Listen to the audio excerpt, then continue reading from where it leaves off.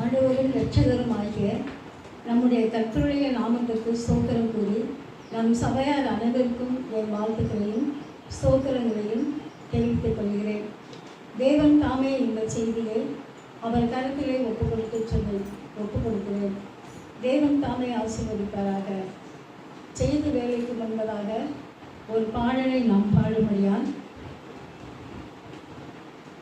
கிறிஸ்துவாலே பிடிக்கப்பட்டவன்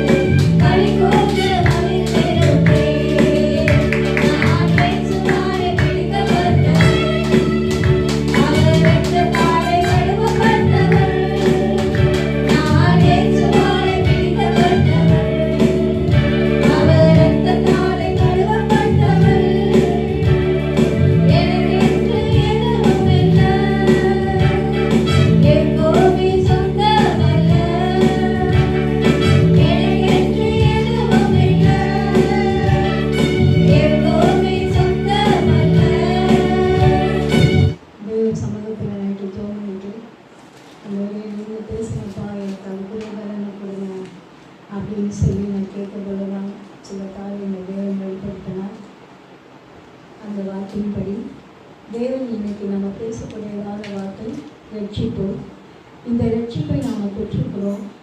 அது நமக்குள்ள அது உறுதியாக இருக்கா? நம்ம அதுக்குள்ளே உறுதியாக இருக்கிறோமா? தேவன் நம்மளை எப்படி பயன்படுத்துகிறாரு? நாம் தேவனுக்கு எப்படி செய்யணும், செயல்படணும் அப்படிங்கிற ஒரு காரியங்களை, சில காரியங்களை மட்டும் தேவன் என்னோடு கூட சில காரியங்களை பேசினார். அதற்கு முதலாவதாக நாம் ரட்சிப்பை காணும்படியால் முதலில் நாம் தெரிந்து கொள்ளப்படுவது அவருடைய பிள்ளையாக நாம் மாறணும். அவருடைய பிள்ளையாக மாறினாதான் நாம் ரட்சிப்பு அடைஞ்சாதான் அவருடைய பிள்ளையாக நம்ம மாற முடியும். அதுக்காக யோவான் 1:12 நாமத்தின் மேல் விசுவாசம் உள்ளவர்களாகிய அவரை ஏற்றுக்கொண்டவர்கள் எத்தனை பேர்களோ அத்தனை பேர்களும் தேவனுடைய பிள்ளைகளாகும்படி அவர்களுக்கு அதிகாரம் கொடுத்தார். ஆண்டவராகிய இயேசு கிறிஸ்துவின்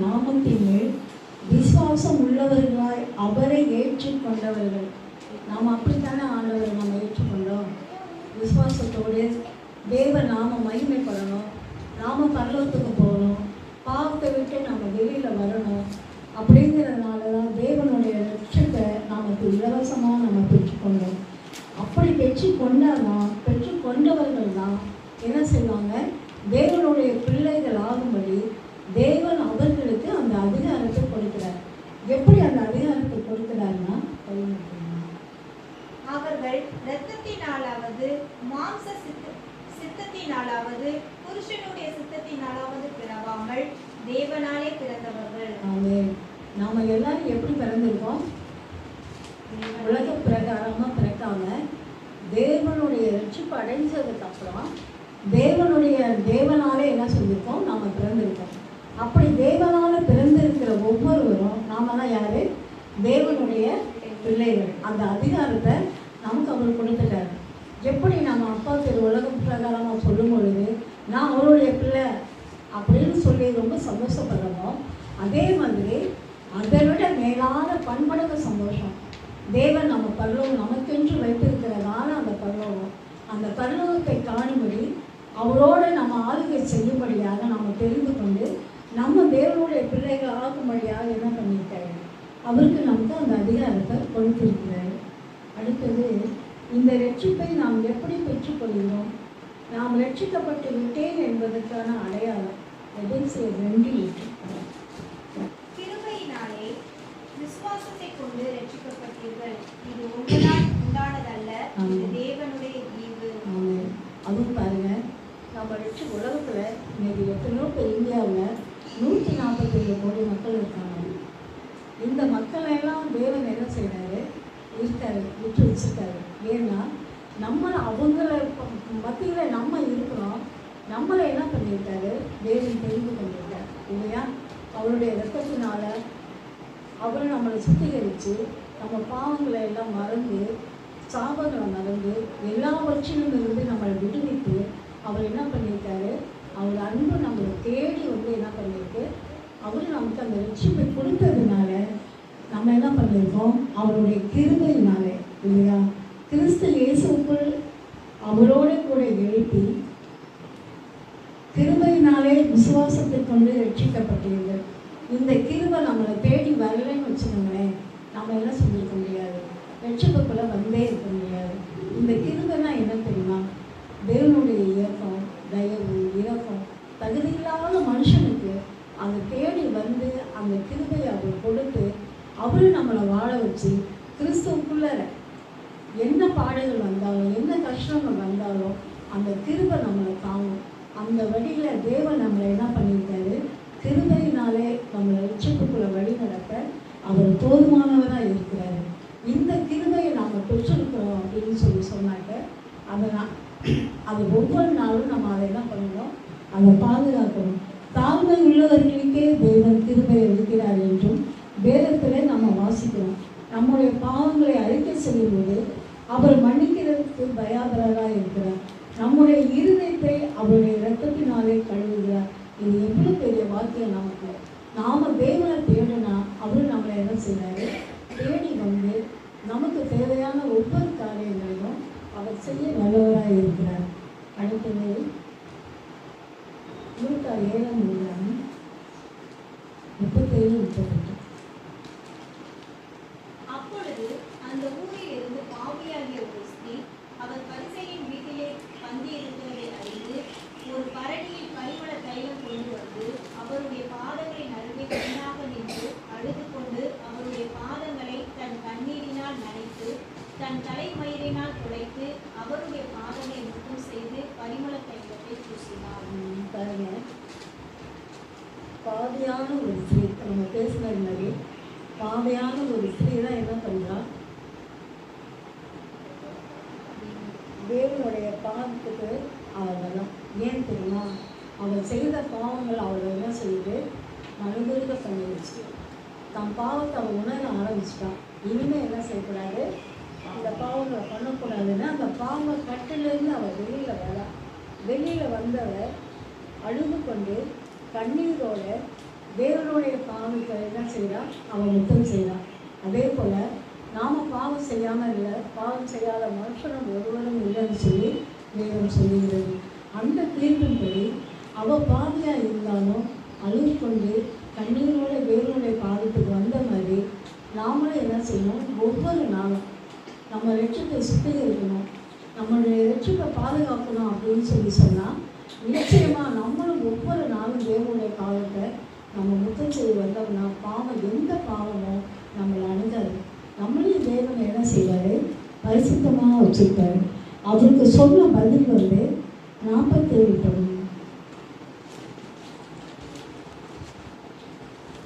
அப்பொழுது அந்த ஸ்திரீ தான் மறைந்திருக்கவில்லை என்று கண்டு நடுங்கி வந்து அவருக்கு முன்பாக விழுந்து தான் அவரை தொட்ட காரணத்தையும் உடனே தான் சொஸ்தமானதை எல்லா ஜனங்களுக்கும் முன்பாக அவர் அறிவித்தார். ஆதலால் நான் உனக்கு சொல்லுகிறேன், இவள் செய்த அநேக பாவங்கள் மன்னிக்கப்பட்டது, இவள் மிகவும் அன்பு கூர்ந்தாளே. எவனுக்கும் கொஞ்சம் மன்னிக்கப்படுகிறதோ அவன் கொஞ்சமாய் அன்பு கூறுவான் என்று சொல்லி அவளை நோக்கி உன் பாவங்கள் மன்னிக்கப்பட்டது என்றார். 50 அதிலே 50. அவர் ஸ்திரீயை நோக்கி உன் விசுவாசம் உன்னை ரட்சித்தது, சமாதானத்தோட போ என்றார். எந்த பாவம் இருந்தாலும் எந்த நோயாக இருந்தாலும் தேவன் அவர் நம்மளை காப்பாரு, நம்ம நோய்களை தீர்ப்பாரு அப்படிங்கிற ஒரு விசுவாசம் நமக்கு ரொம்ப அதிகமாக இருக்கணும். அதே போல அந்த பாவியாக இருந்த அந்த பெண்ணுக்கும் தேவன் அவர் சொல்கிறாரு, நீ உன்னுடைய பாவங்களை நான் கண்டுட்டேன், உன்னை நான் மன்னிச்சிட்டேன், அதனால் நீ என்ன செய்யாத, கலங்காத, நீ சமாதானத்தோடு போ அப்படின்னு சொல்லி தேவன் அவனுக்கு ஆறுதல் சொன்னார். அதே போல் நம்மளும் எத்தனையோ நாள் கதறி இருக்கோம், தேவன்கிட்ட பேசியிருக்கோம், அந்த சமாதானம் நமக்கும் கிடைச்சிருக்கா? கிடைச்சிருக்கு.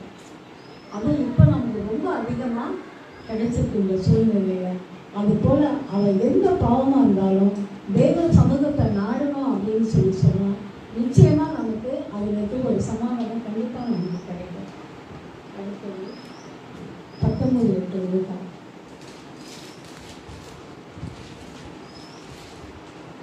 சகேயு நின்று கர்த்தரை நோக்கி, ஆண்டவரே, என் ஆஸ்திகளில் பாதியை ஏழைகளுக்கு கொடுக்கிறேன்.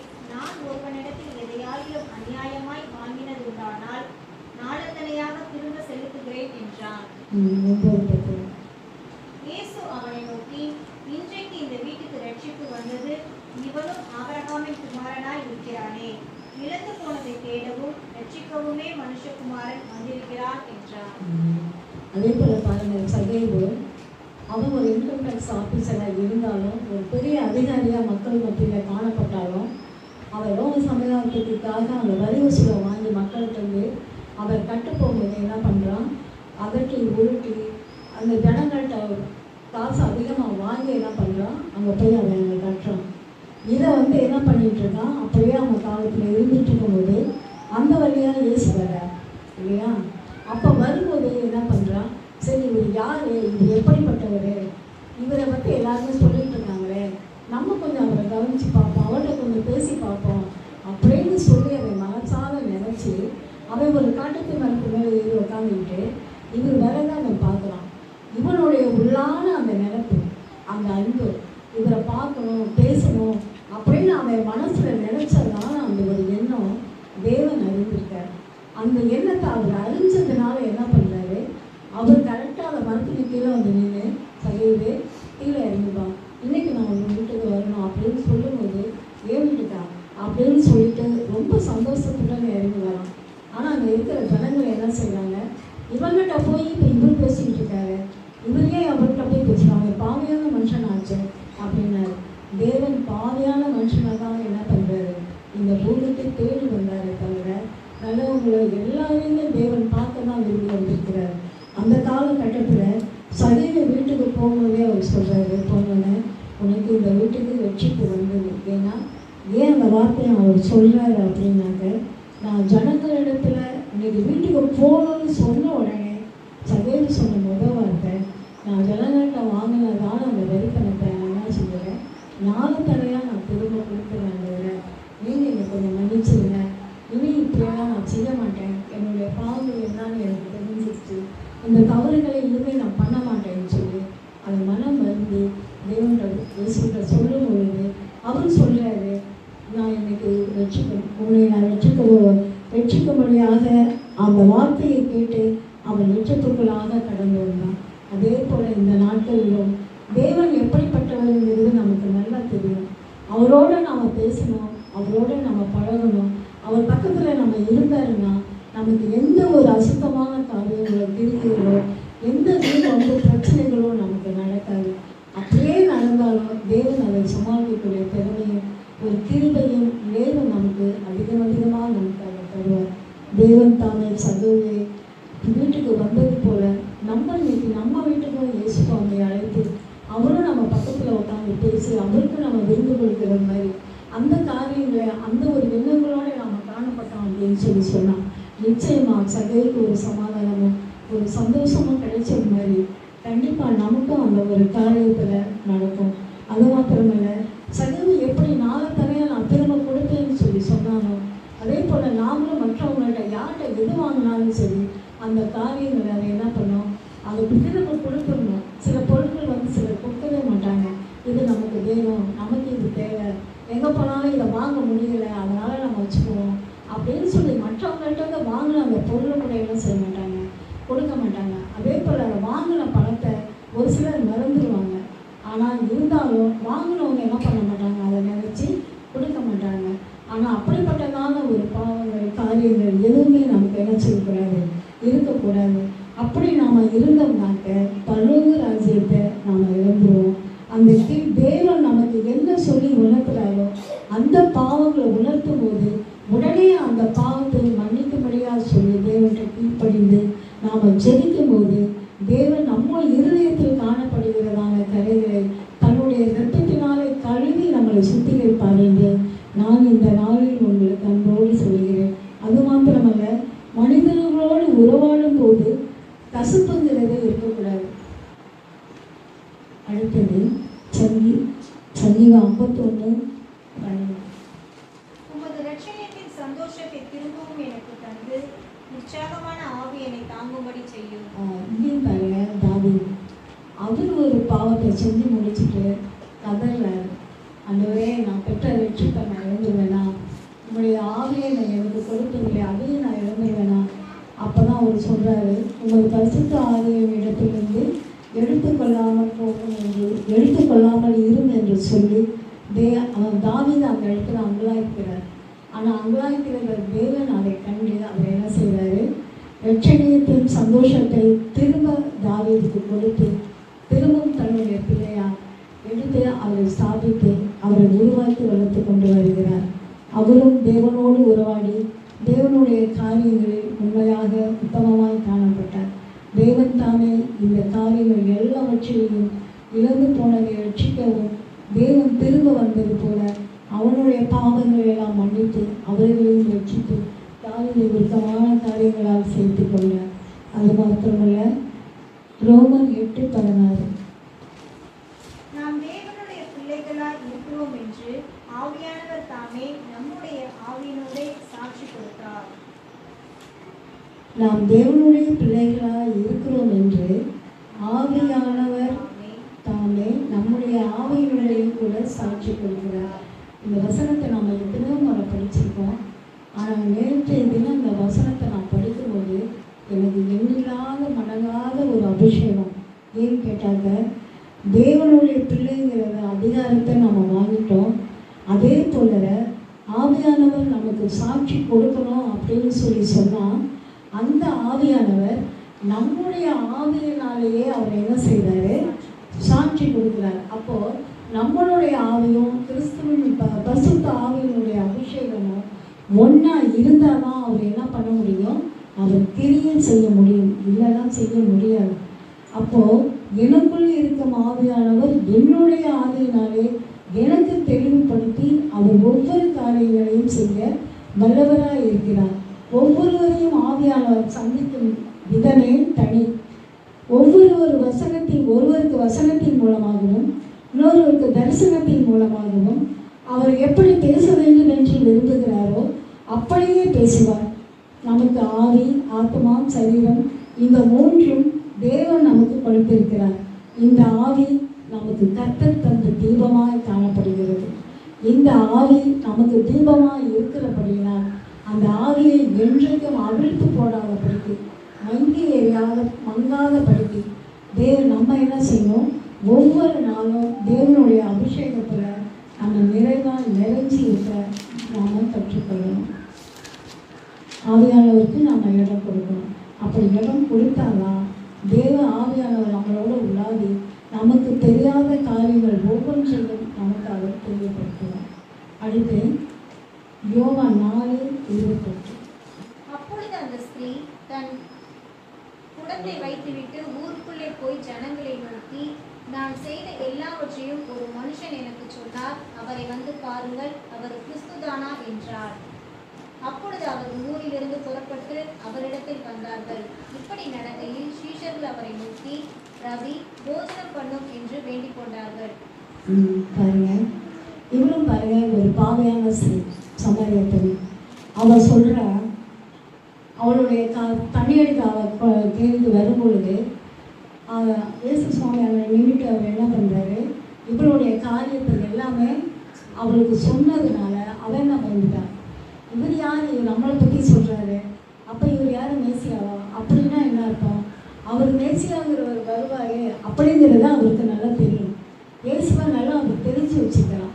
அதனால தான் இவரும் நம்மளுடைய காரியங்களெல்லாம் அவர் சொல்கிறாரு, அப்போ இவர் யார், இவர் இயேசுவா அப்படின்னு சொல்லி தெரிஞ்சுக்கிறதுக்காக வேண்டிய அவள் என்ன பண்ணிட்டான், ஊருக்குள்ளே இவர்கிட்ட யாருமே சரியாக பேச மாட்டாங்க, இவரும் அவங்கள்ட்ட பேச மாட்டாங்க.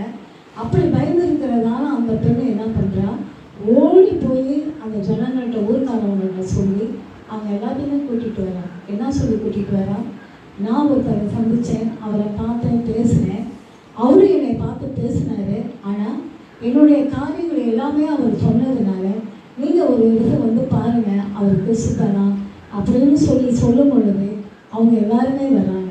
அப்போது ஒரு பெண்ணை ரட்சிப்புக்குள்ளே அடைஞ்சா என்ன பண்ணுறாங்க, இயேசு குறித்து மற்றவங்களுக்கு சொல்லணும். அவள் எப்படி அந்த சமாரிய பெண் இயேசுவை பார்த்துட்டு இவர் இயேசுதானான்னு சொல்லி ஓடி ஊரை கூட்டிகிட்டு வந்தாலோ, அதே போல் நம்ம யாருக்காவது தேவனுடைய வார்த்தைகளை இயேசுவை பற்றி சொல்லி நம்மளும் என்ன செய்வோம், கொண்டுட்டு வரணும். அவள் பாஸ்டர் அடிக்கடி சொல்லுவார், வீட்டில் இருக்கிறவங்க பக்கத்தில் இருக்கிறவங்க எல்லாருக்கும் சுவிசேஷத்தை சொல்லுங்கள், சொல்லி யாரையாவது அழைச்சிட்டு வாங்க, நீங்கள் மட்டும் வராதிங்க அப்படின்னு பலமுறை சொல்லியிருக்கார். நாங்களும் பலமுறை சொல்லியிருக்கேன். ஆனால் நான் ரட்சிக்கப்பட்ட காலத்தில், ஊழியத்துக்கு போன காலத்தில், இப்போ ஒரு 10 வருஷத்துக்கு முன்னாடியெல்லாம் நானும் இன்னொருத்தவங்களுக்கு சேர்ந்து ஜோம் பண்ணி நடத்தும் பொழுது குறைஞ்சது ஒவ்வொரு கூட்டத்திலையுமே ஒரு 10 பேர் 15 பேர் இப்படியே 200 பேர் ரட்சிக்கப்பட்டாங்க. அப்போ ரொம்ப எங்களுக்கு சந்தோஷமாக இருந்தது. ஆனால் அவங்கெல்லாம் அவங்களுடைய சர்ச்சுக்கு போயிட்டாங்க. இருந்தாலும் தேவ ஆவியானவர் எங்களை அதிகமாக அந்த நேரத்தில் ரொம்ப பயன்படுத்தினார். தேவ கிருபை அந்த நேரத்தில் ஒவ்வொருவரையும் எங்களை வந்து தொட்டது. இயேசுவை பற்றி அறிந்திருக்கிறதான அந்த பெண் அவரை பார்த்து பேசியதும் முழுமையாக தேவனை அறிந்து கொண்டார். அதே போல் நாம் தேவனை பற்றி அடுத்தவங்களுக்கு சொல்லலாம், அந்த விசுவாசம் நமக்குள்ள உள்ள ஆழமாகும். தேவனும் நம்மளை பார்த்து அறிந்து கொண்டு நமக்கு காரியங்களையும் அவர் தேவன் பிரகாசமாகவே கிருபை பண்ணுவார். அடுத்து எபிரேயர் 9:14. எபிரேயர் 9:14.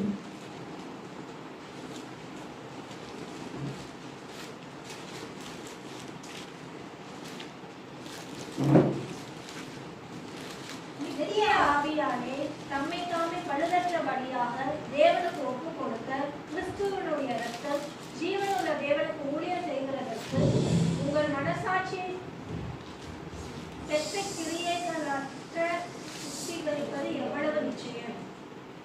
பாருங்க, நித்திய கிருபையினாலே நம்ம மனசாட்சியை இயேசுவின் ரத்தம் சுத்திகரிக்கும் இல்லையா?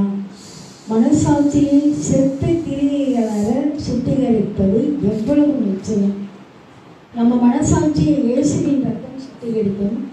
நமது மனசாட்சி நமக்குள் இருக்கிறதான ஒரு நீதிபதி. அது பாருங்க, நாம் தவறு செய்யும் போது நம்ம மனசாட்சி நம்மளோட பேசணும். தேவ கிருபையினால் சரி செய்து அதை நாம் கொள்ள வேண்டும். இப்படியாக ஒவ்வொரு நாளிலும் தேவனுடைய அதிகாரத்தையும் அவருடைய கிருபையும் ஒவ்வொரு நாளும் நம்ம மனதார பெற்றுக்கொண்டு நம்முடைய காரியங்கள் கிரியைகள் எல்லாமே செத்ததாக காணப்படக்கூடாது. செத்த கிரியைகளாக இருக்கக்கூடாது. உயிருள்ள காரியமாக உயிருள்ள கிரியைகளாக உண்மையிலேயே இவங்க இயேசுவை நேசிக்கிறவங்க தான் அப்படிங்கிற ஒரு சாட்சி அந்த இடத்துல உருவாகணும்.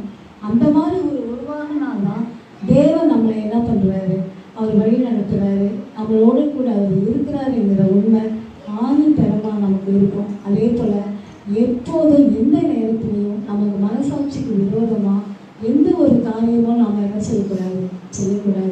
அப்படியே நம்ம அதை செஞ்சாலும் அந்த மனசாட்சி நம்மளை ஒருக்கும்.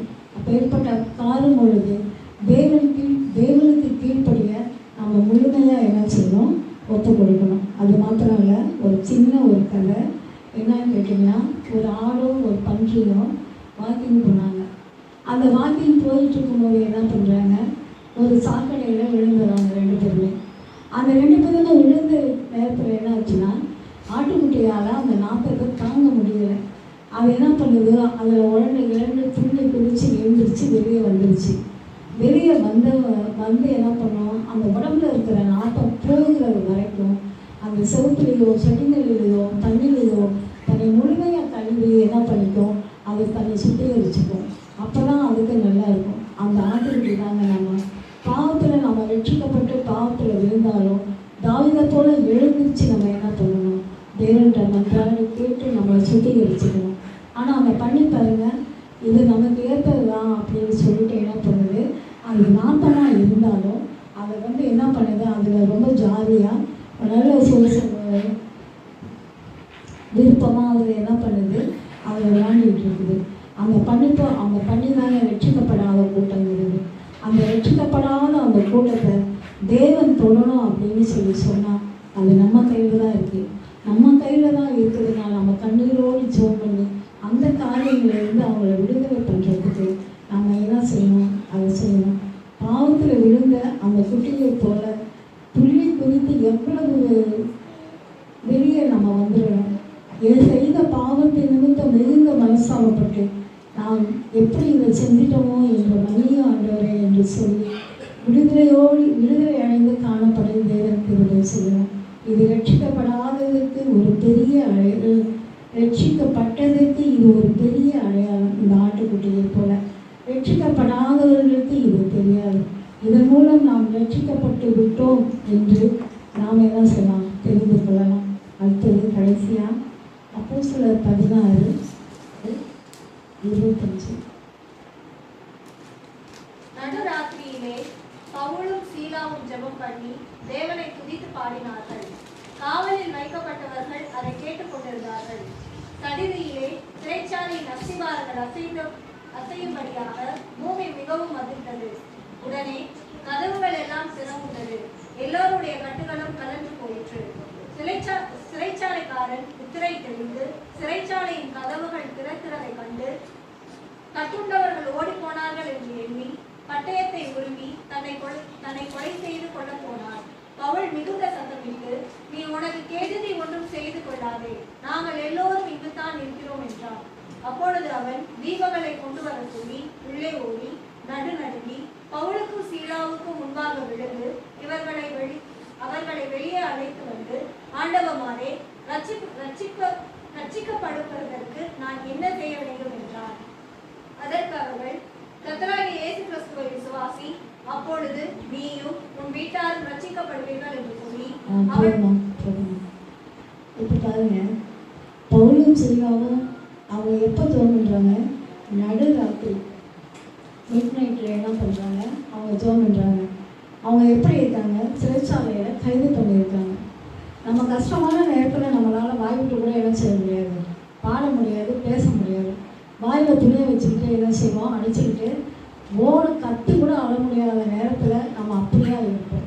ஆனால் இந்த இடத்துல இவங்க 2 பேரும் பாருங்கள், பவுலும் சீலாவும் நடுராத்திரியில் சிறைச்சாலை இருக்கும்போது என்ன பண்ணுறாங்க, கத்தி நல்லா சத்தமாக பாடுறாங்க, தேவனை துதிக்கிறாங்க.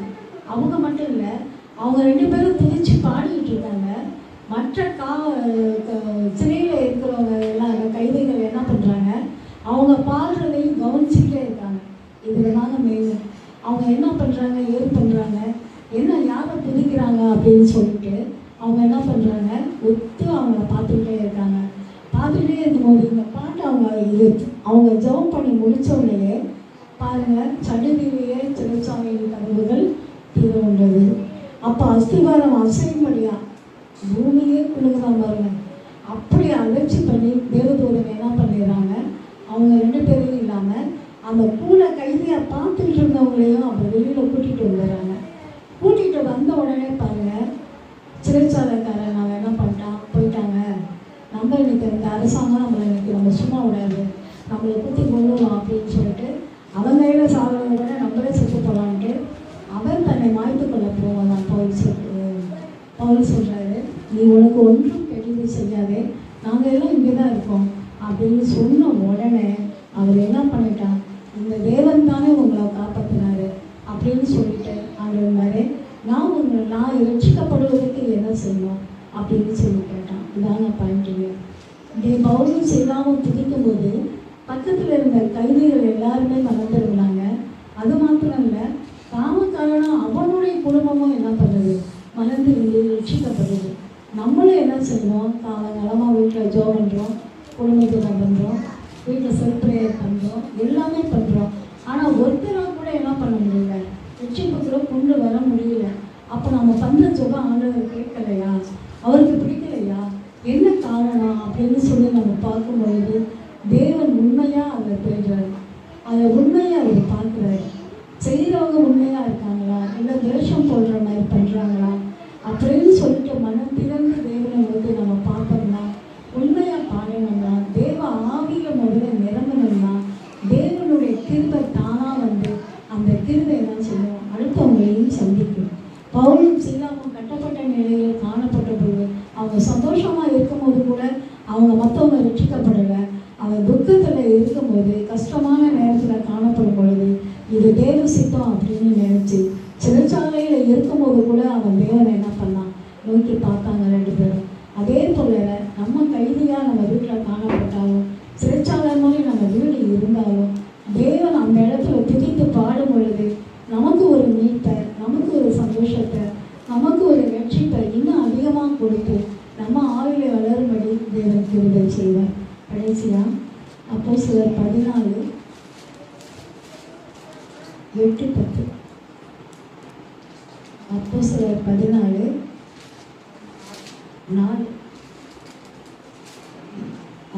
14:8-9-10. லீஸ்திராவில் ஒருவன் தன் தாயின் வயிற்றிலிருந்து பிறந்தது முதல் சப்பானியாய் இருந்து ஒருபோதும் நடவாமல் கால்கள் வணங்காதவனாய் உட்கார்ந்து பவுல் பேசுகிறதை கேட்டுக்கொண்டிருந்தான். அவனை பவுல் உற்று பார்த்து, ரட்சிப்புக்கேற்ற விசுவாசம் அவனுக்கு உண்டென்று கண்டு, நீ எழுந்து காலூன்றி நிமிர்ந்து நெல் என்று உரத்த சத்தத்தோடே சொன்னார். உடனே அவன் குதித்தெழுந்து நடந்தான். பாருங்க, இங்கே ஒரு தாயின் வயிற்றில் பிறந்த ஒரு குழந்தை, அது சப்பானியாக என்ன செஞ்சான், எழுதிச்சான். அதை பவுல் என்ன செய்கிறாரு, மீட்டிங்கில் அவர் பேசிகிட்டு இருக்கும்போது, சத்தியத்தை எடுத்து சொல்லிட்டு இருக்கும்போது, அந்த இடத்துல அந்த அம்மா அந்த குழந்தைய வச்சுட்டு நின்றுருக்காங்க. அந்த ஜனங்களை அவ்வளோ கூட்டத்து மத்தியிலையும் அவர் என்ன பண்ணுறாரு, அந்த பையன் இவர் பேசுகிறத நல்ல உற்று கேட்டுட்ருக்கான். சப்பானியாக இருந்தாலும் எந்த பக்கமும் தன்னுடைய கவனத்தை செலவழிக்காமல் தேவனுடைய வார்த்தையை நல்ல உற்று என்ன பண்ணிட்டு இருக்கான், அதை கவனிச்சுட்டு இருந்திருக்கான். அதனால் இவர் என்ன பண்ணிட்டாரு, பவுல் பேசுகிறதை கேட்டுக்கொண்டிருந்தான். அவன் பவுல் உற்று பார்த்து ரட்சிப்புக்கேற்ற விசுவாசம் அவனுக்கு உண்டென்று கண்டு. பாருங்க, அவர் பேசுகிறத இதை நல்ல உற்று பார்த்துருக்கான். இவனும் அவர் என்ன பண்ணியிருக்காரு, பார்த்துருக்காரு. அப்போ பவுல் பேசும்போது என்ன பண்ணியிருக்காரு, அவன் உற்று பார்க்குறதையே நல்லா கவனிச்சுட்டு தன்னுடைய ஆவியினாலே இதை விசுவாசிக்கிறான்.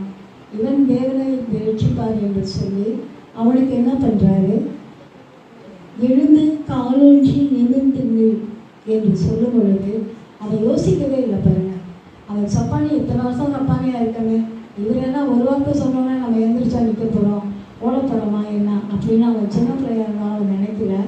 ஆனால் அந்த இடத்துல அவன் எழுந்து காலூன்றி நில் என்று பவுல் சொன்ன பொழுது அவன் எழுந்திருச்சு உடனே நின்று என்ன பண்ணான், குதித்து எழுந்தான். சும்மா கூட இல்லையா, குதித்து எழுந்தான். அப்போது அவனுக்குள்ளே இருந்த விசுவாசமும் பவுலுக்குள்ளே இருந்த பரிசுத்த ஆவியினுடைய வல்லமையும் வரமும் அதிகமாக கிரியை செய்தனால தான் என்ன பண்ணிட்டாரு, அவனுடைய காரியங்களை அறிந்து அவனுக்கு தேவன் என்ன செய்தார், கிருபை செய்தார் பையன் மூலமாக. அதே போல நம்ம விசுவாசத்துக்கு ஏற்றதான ரட்சிப்புக்கு ஏற்றதான விசுவாசம், ரட்சிப்பும் நமக்கு வேணும், அதுக்கேற்ற விசுவாசமும் நமக்கு வேணும். அந்த மாதிரி இந்த ரெண்டும் ஒன்றா இருந்துச்சுனாக்க தேவ ஆவியானவர் நம்மை வரங்களை கொடுத்து கிருபையாய் தன்னுடைய அபிஷேகத்தை கொடுத்து வல்லமையாய் எடுத்து நம்மளையும் பயன்படுத்துவார். நாம் ரட்சிக்கப்பட்டிருக்கோம் பட்டுட்டோம் அப்படிங்கிறதோடு நிற்காம இந்த ரட்சிப்பு முடிவு வரைக்கும் இழுத்திருப்பவனே ரட்சிக்கப்படுவான் என்று சொன்ன வார்த்தையை போல நம்ம மரண நாள் வரையில் என்ன பண்ணணும், இந்த ரட்சிப்பை இழக்காதபடி, இந்த ரட்சிப்புக்கு எந்த பங்கமும் வராதபடிக்கு நம்ம ஒவ்வொரு நாளும் தேவனோடு உறவாடி கொண்டிருந்தோமானால் நிச்சயம் நம்ம இந்த ரட்சிப்பை பாதுகாத்துக் கொள்வோம். தேவ ஆவியினால் நிரப்பப்பட்டு வல்லமையினால் விசுவாசத்தோடு நாம் கடந்து போவோமானால் தேவன் நம்மோடு கூட அவரும் நடந்து வருவார், காரியங்கள் எல்லாம் வைக்க செய்வார். தேவன் கொடுத்ததான இந்த பேசுனதான இந்த வார்த்தைகளுக்காக நன்றி. இயேசு கிறிஸ்துவின் இனிய நாமத்தில் ஜெபிக்கிறேன். ஆமென்.